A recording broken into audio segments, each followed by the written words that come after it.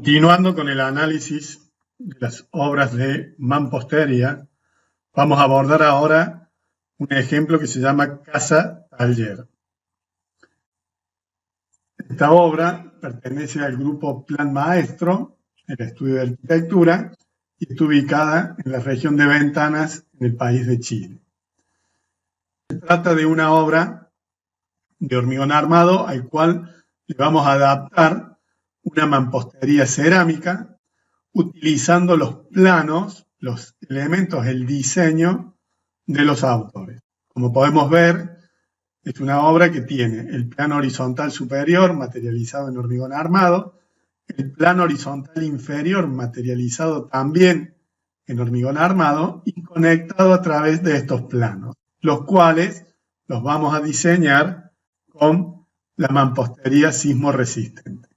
El trabajo de las aberturas, siguiendo esta idea de paño lleno y paño vacío, alternando entre estas configuraciones de los planos revestidos en maderas y las transparencias que se generan a través de las aberturas.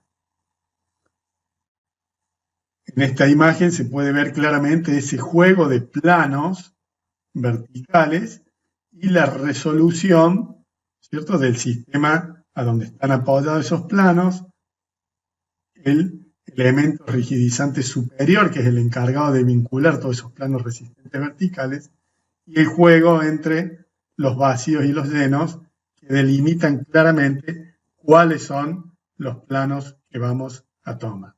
Otra imagen referida a esta idea, ¿cierto?, de ese juego de vacíos y llenos que se refleja en las diferentes fachadas. Lo que vamos a hacer nosotros es tomar la idea y adaptarle una resolución con mampostería sismo resistente, siguiendo la idea de los autores. Acá tenemos la planta, donde se ve la ortogonalidad en cuanto a la distribución de estos planos, los diferentes ambientes que conforman. Es una casa de estudio taller, aquí está el taller, la zona pública y la zona privada con dos habitaciones con sus sectores de servicio. Sobre este esquema de distribución y tomando los elementos verticales, los planos verticales como planos de ladrillo cerámico, vamos a hacer la resolución de nuestra estructura. Acá tenemos algunos cortes, acá aparece una separación en una parte del plano horizontal, tiene una perforación, esa perforación no es muy grande, el resto del plano resistente horizontal superior me garantiza la vinculación entre los diferentes planos resistentes verticales. Y acá llegamos al esquema propuesto, tomando como base esa distribución y generando esa misma imagen a través de los planos resistentes verticales de mampostería. Acá tenemos algunos de los espesores que hemos determinado, lo cual nos da la idea de cuáles serían los planos aptos para ser tomados como sismo resistentes, que tienen que cumplir una serie de condicionantes. Lo primero que vamos a hacer desde el punto de vista constructivo es determinar, ¿cierto?, el sistema de fundaciones, el plano resistente vertical, acá en el corte, y el encadenado horizontal superior. Y de esa manera vamos a determinar la altura del plano, que es tomando el eje del encadenado horizontal inferior hasta el eje del encadenado horizontal superior. De esa manera es la condicionante que tenemos que respetar desde el punto de vista de las dimensiones de los planos resistentes verticales. Veamos, para la selección de los planos resistentes verticales de mampostería sismo resistente, nos vamos a referir, como siempre, al CIRSOP 103. Lo primero que vamos a hacer es establecer la relación entre largo y altura. Y recordamos que para los muros aislados, la longitud del muro tenía que ser mayor o igual a la altura dividido 2,2 o un mínimo de 1,50 m. Esta sería la condición de ese tipo de muro. Y para muros vinculados, la longitud tiene que ser mayor a la altura sobre 2,6 con un mínimo de 0,90. E insistimos en que no se admiten perforaciones ni canalizaciones. Para nuestro caso, donde teníamos una altura de 3,20 m, esa condicionante es la siguiente. Para muros aislados, la longitud mínima que tiene que tener es 1,45 m o 1,50 m. De estas dos variables, la más exigente, o sea, 1,50 m de longitud. Y para los muros vinculados, la condición era la longitud tiene que ser mayor o igual a la altura, 3,20 m, dividido 2,6, o sea, 1,23 m o 0,90 m. De estas dos condiciones, la más exigente es la de 1,23 m. Entonces, con estas condicionantes de largo y altura, más las condicionantes de longitudes máximas de panel, de longitudes mínimas de esos paneles, vamos a determinar la selección de nuestros muros sismoresistentes. Para nuestra construcción vamos a tomar una zona equivalente a la zona sísmica 1 de nuestro mapa de actividad sísmica y vamos a determinar cuáles son las condicionantes específicas para esta construcción. Para colocar encadenados vertical intermedio, el área máxima es de 30 metros cuadrados. La longitud máxima del panel es de 7 metros de longitud. Y para que aparezca la necesidad de colocar un encadenado horizontal intermedio, la longitud tiene que ser menor o igual a la altura dividido 1,5, en nuestro caso es 3,20 metros dividido 1,5. Todos los muros que sean menores de 2,13 metros deberán llevar un encadenado horizontal intermedio o una junta armada. De esta manera queda definido nuestro esquema estructural, donde hemos hecho una serie de simplificaciones, como ser todas las columnas son de hormigón, hemos despreciado ese vacío que teníamos en la zona central, hemos hecho una losa continua, simplemente para una cuestión de la ejercitación didáctica. Acá tenemos la selección de los muros y como podemos ver, los muros que son menores a 1,68 m deberán llevar un encadenado horizontal intermedio. Y los muros que son mayores, como este, a los 7 metros, deberán llevar un encadenado vertical intermedio. En este caso, en vez de poner el encadenado en el punto medio, se decidió poner justo debajo de donde está apoyando la viga que tiene un voladizo que arma el hall de entrada. Entonces, este sería el esquema estructural donde están definidos las losas con su espesor, los muros resistentes verticales con sus designaciones y los tipos de encadenado, tanto vertical como horizontal, que le corresponde a cada uno de esos planos resistentes verticales. En la síntesis podemos ver el tipo de zona, el tipo de suelo, hemos definido un suelo malo, por eso la necesidad del tipo de fundación que venimos usando, el factor de riesgo, el tipo de mampostería, un bloque hueco portante cerámico de 18 centímetros, la superficie de la construcción, la masa vibrante, la altura y el esfuerzo de corte que se determina utilizando la planilla de B0. En esta planilla vamos a resumir las variables de los siguientes datos: la zona sísmica, el tipo de suelo, el número de niveles, el factor de riesgo, el tipo de plano resistente vertical, que en nuestro caso es un bloque hueco cerámico portante, la masa vibrante de 133 toneladas, la altura del piso, y la planilla nos va a calcular el corte basal, que lo va a distribuir en altura, que en este caso, por tener un solo nivel, la fuerza sísmica tiene el mismo valor del corte basal.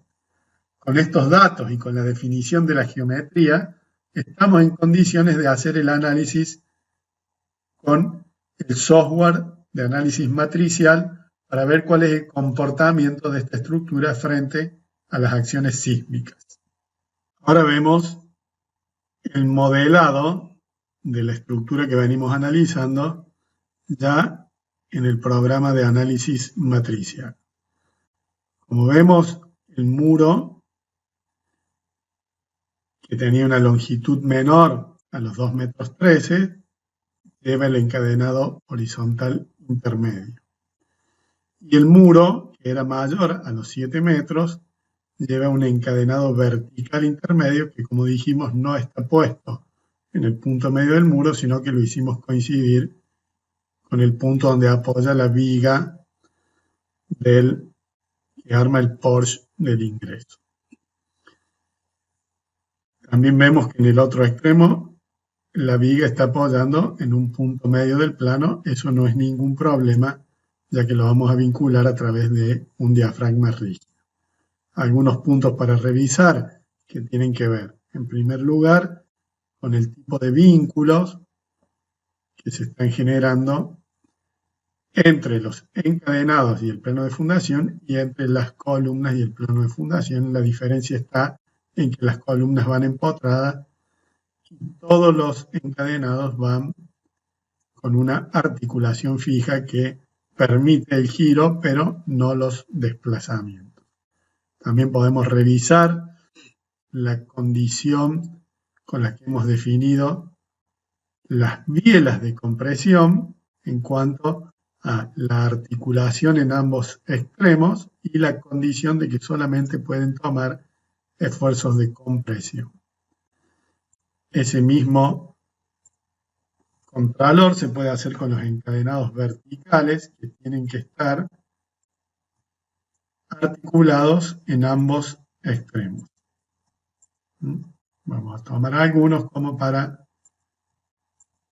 cerciorarnos de que han sido modelados de manera correcta. Y también vamos a verificar que todos los puntos que pertenecen al plano superior correspondan a un mismo diafragma rígido y que también esté dentro de esa selección, dentro de esa asignación de propiedades, el punto donde vamos a aplicar la fuerza, que sería el centro de masa. Esta orden lo que nos está diciendo es que todo este plano se va a mover como si fuese infinitamente rígida y va a transferir los esfuerzos que le vamos a aplicar en este punto, en el centro de masa, a todos los planos resistentes que pertenecen al conjunto de la estructura. Entonces, de esa manera hemos controlado esa condición del plano horizontal superior.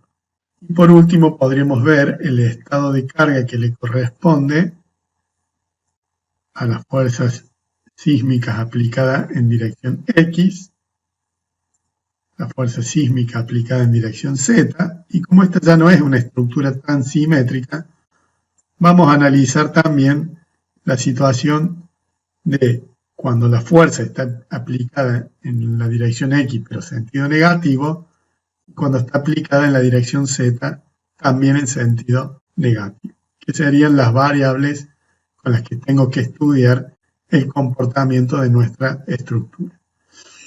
Lo principal que vamos a hacer es estudiarla inicialmente a su comportamiento torsional, con lo cual vamos a elegir dos nudos que pertenezcan a una recta o a un borde de losa perpendicular a la dirección de análisis. Y le vamos a pedir que nos muestre los desplazamientos en Z para ver cuál es el comportamiento torsional de esta estructura. Podemos ver que hay una asimetría en ese desplazamiento. Si bien los desplazamientos no son importantes porque estamos hablando de valores menores al centímetro, sí vemos que no es un desplazamiento parejo. A este valor de desplazamiento lo podríamos controlar con la planilla de B sub 0. Podríamos ir a la pestaña donde tenemos los desplazamientos y transcribir estos desplazamientos que corresponden a ambos extremos. En el extremo máximo tengo 0,50